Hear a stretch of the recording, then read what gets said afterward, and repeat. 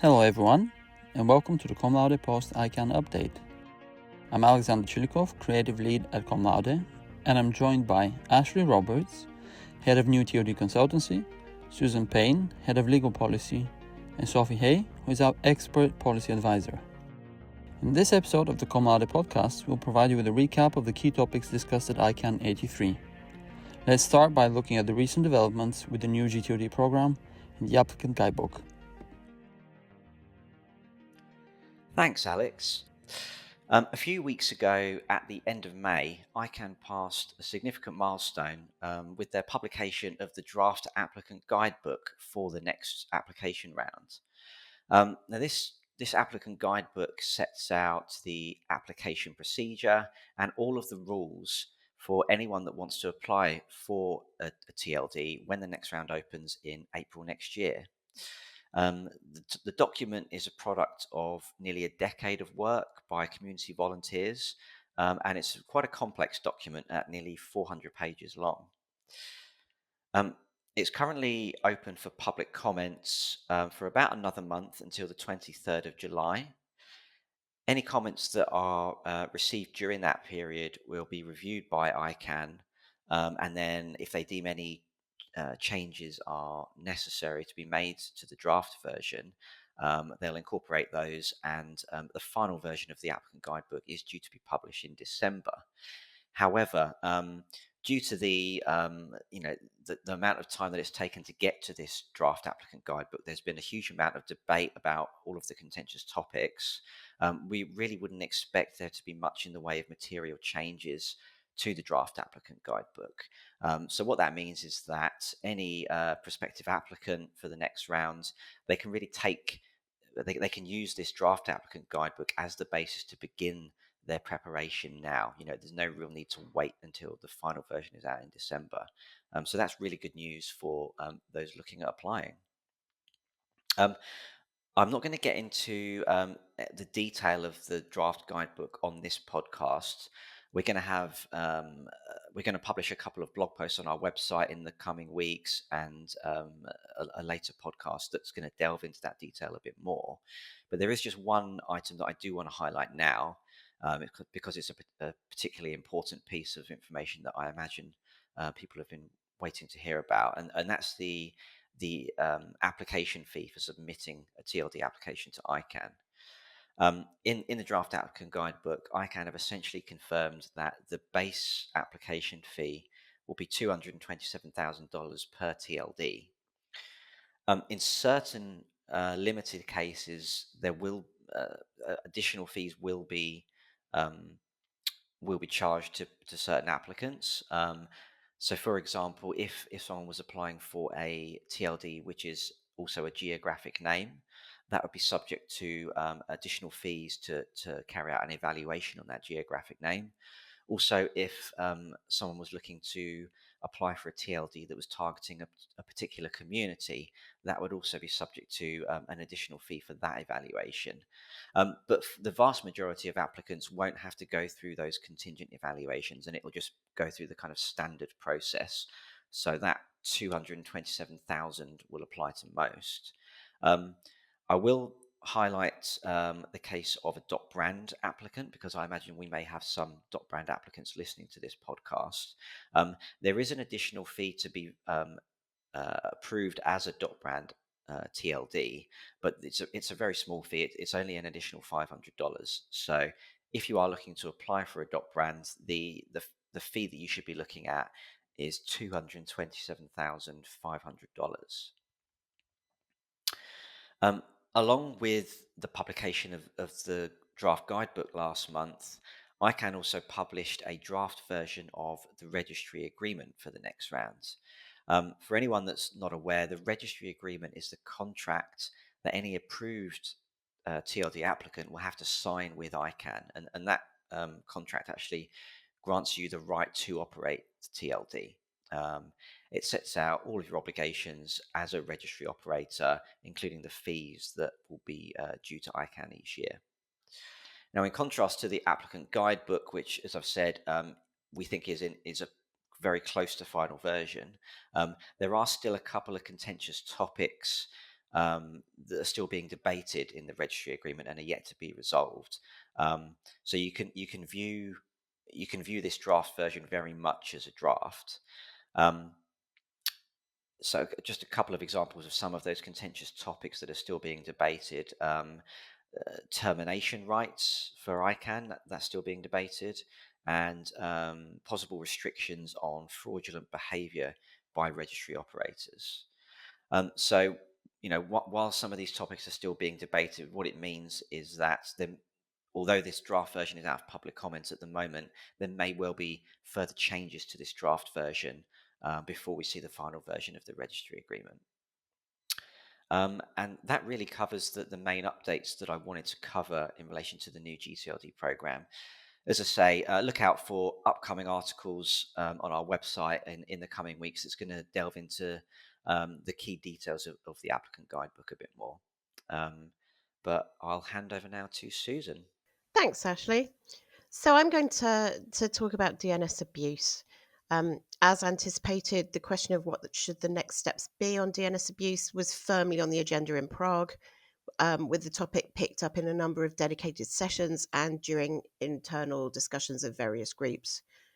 When the work began on the DNS abuse contract amendments for registries and registrars, it was noted at that time that this wouldn't be the end of the story and that there would likely need to be further work and potentially even targeted policy development. And so now those contract amendments have been in place for more than a year. Thoughts have turned in earnest to what should the next steps be.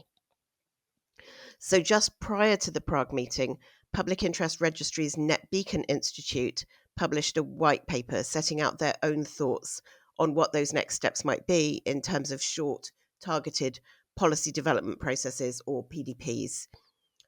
Then, during the outreach session in Prague, the contracted parties, so that's the registries and registrars, shared their own thoughts on possible issues which might form the basis for further work. And the two lists aren't identical, but there are a number of items in common or where there is a certain amount of overlap and similarity, which is not particularly surprising given that NetBeacon and PIR do actively participate in the contracted parties working group as well. So particularly noteworthy are the proposals for work on, firstly, what's called an associated domain check, or has also been referred to as pivoting on the data, which has been proposed by both. The idea behind this is to explore whether registrars should have an obligation to inspect other domains in their customer account when they receive an actionable abuse report, rather than only considering the domain which has actually been reported. The second area for potential future work is about centralized coordination on domain generating algorithms, which are being used for batch registration of malicious domains. This proposal, which is again supported by both NetBeacon and the wider contracted parties, might see a role for ICANN to serve as a trusted clearinghouse for verifying and sharing DGA-related reports. And then the third item of particular note, I think, is around adding friction to the access to API tools for new customers in order to slow the potential bulk registration of abusive domains. So this workstream was proposed by NetBeacon, but there are some similarities with a proposal from the contracted parties, which aren't identical, but do propose looking at API access as well. In particular, on the contracted party side, the proposal is around registrars who offer APIs or who have reseller programs having an obligation to have effective contractual means for addressing abuse rather, with those that they sign up, and also that there should be basic know your customer obligations prior to offering the API access. So I think that's definitely a theme that also comes across from the NetBeacon proposal. So both of these areas of proposal follow on from findings of the Infernal study, which is a study that was co-authored by ICANN, examining features of abusive registrations. And Infernal found that there seems to be a correlation between registrars allowing unrestricted access to APIs, which make it easier to register domains in bulk, and the numbers of abusive domain registrations. Of course, there are legitimate actors who also use API connections, and there are legitimate reasons to register domains in bulk. But the idea behind this work is to explore limiting that access until the customer has passed a basic trust threshold. That's something which a number of registrars already do, and the idea is about considering whether this should be made a universal obligation. So all of these recommendations coming out of NetBeacon and the contracted parties, and indeed if there are others from other parts of the community, are likely to be taken as input for further consideration by the newly reconvened GNSO Council small team on DNS abuse. That group has met a couple of times to review various data sources, including ICANN's informal study and the reports from ICANN compliance on the operation of the new contract obligations. The small team is looking at those data sources and seeking to identify potential gaps which might be appropriate to be met by further GNSO work. And in Prague, the chair of that small team confirmed to the Government Advisory Committee, or GAC, that she hopes to submit recommendations to Council in the next few months. So in response to that, the GAC has stressed the importance of there being further work on DNS abuse in its ICANN83 communique. And the GAC has given advice to the ICANN board to encourage the GNSO Council to prioritise commencing work on bulk registrations and on pivoting of the data prior to the ICANN 84 meeting in October. Finally, it's worth mentioning the workshop session that was organised by the Registrar Stakeholder Group, where there were a panel of stakeholders from different backgrounds who were presented with anonymised real-life examples and asked for their views on next steps. So would they take down, investigate further, request more information, ignore, or whatever? So the session resulted in a pretty lively discussion and some disagreement, and it did serve as a useful reminder that what seems obviously abusive to one person may not be to another, particularly if the report doesn't come with backup evidence and there's no relationship of trust already existing between the parties. So like the similar session in Seattle in March at ICANN 82, this workshop certainly didn't give all the answers as to when a report will be acted on by a registrar, but it did give a useful insight into the types of factors that get taken into consideration when trying to make that assessment. So that's all for now on DNS abuse, but as indicated, it's going to be an area of more work between now and the next ICANN meeting, and clearly will be on the agenda firmly for ICANN 84 as well. I'll now turn over to Sophie. Thanks, Susan. So I'll give you an update now on what work has been happening on registration data policies at ICANN83. At this point, there's 3 separate streams looking at registration data. So there's the RDRS, so the Registration Data Request Service, the issue of Privacy and Proxy Service Accreditation, and registration data accuracy. So I'll give you an overview where each strand is in turn. This is a very high-level update as the work is ongoing and there's not yet decision points for each of these strands. So first, for the Registration Data Request Service, or RDRS. So the RDRS was launched back in November 2023 as a means of gathering data to inform whether to proceed with the SSAD, a standardized system for access and disclosure of registration data.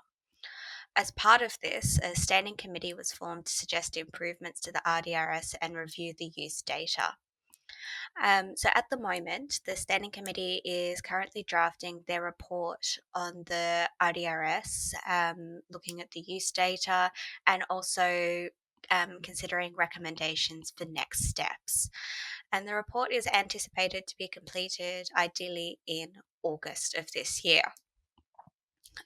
In the GAC communique in Prague, under issues of importance, the GAC raised concerns with some registrars having pulled out of the RDRS. So the RDRS, as a means of gathering data, is not compulsory for registrars to participate in. And there have been a few who have withdrawn from the RDRS since it was launched. And the GAC specifically reiterated that they would like the RDRS to continue operating beyond the end of its trial period, and for participation in RDRS to be mandatory for registrars. However, we do note even if the RDRS is mandatory for registrars, this mandate would only apply to ICANN accredited registrars and gTLD domains. So it would not include ccTLD domains or ccTLD accredited registrars only. The GAC also expressed interest in incorporating authentication for law enforcement requesters in future enhancements to the RDRS, and this is a reference to an ongoing work stream on urgent requests that's currently underway in the Public Safety Working Group. That's the law enforcement part of the GAC, which is exploring about ways to authenticate law enforcement agencies to make it more feasible to get urgent responses from registrars in cases of life or death without the registrar needing to first authenticate that the law enforcement agency requesting is indeed a law enforcement agency. So next I'll move on to privacy and proxy services. So you may hear this also referred to as PPSAI. So at the moment, a dedicated team of community members is working on reviewing the policy recommendations on privacy and proxy services to determine whether they are implementable or not. The recommendations were adopted prior to GDPR, and subsequent work on registration data policies generally in ICANN. So this review is to make sure that those recommendations are in line or whether they need to be reviewed. So the primary part of this work is developing threshold questions for the GNSO Council to provide input on to help determine how ICANN org and the implementation review team can move forward on implementing the recommendations. So the team met in Prague and they're hoping to share those threshold questions with the GNSO Council in August. So Council is going to be busy with registration data in August by the sounds of things. And finally, the accuracy of registration data. So this is often referred to as accuracy as shorthand. And since ICANN83 in Seattle, the GNSO Council has formed a small team to map out areas of agreement and identify possible opportunities for future work on accuracy. The small team is using the input they gathered from questions to the community at the end of last year and early this year to inform their work. The GAC still has accuracy as a priority topic, with a section in their communique under issues of importance. In particular, the GAC is interested in the idea being considered by the GNSO small team to shorten the window for registrars to perform data validation and verification. At the moment, that obligation is for the validation and verification to happen within 15 days, and the GAC is interested in seeing that window being shortened, with the idea that this would limit bad actors the time period that they have available to use those domains. We currently don't have timelines for deliverables from the Accuracy small team, but they will be continuing their work between now and ICANN84.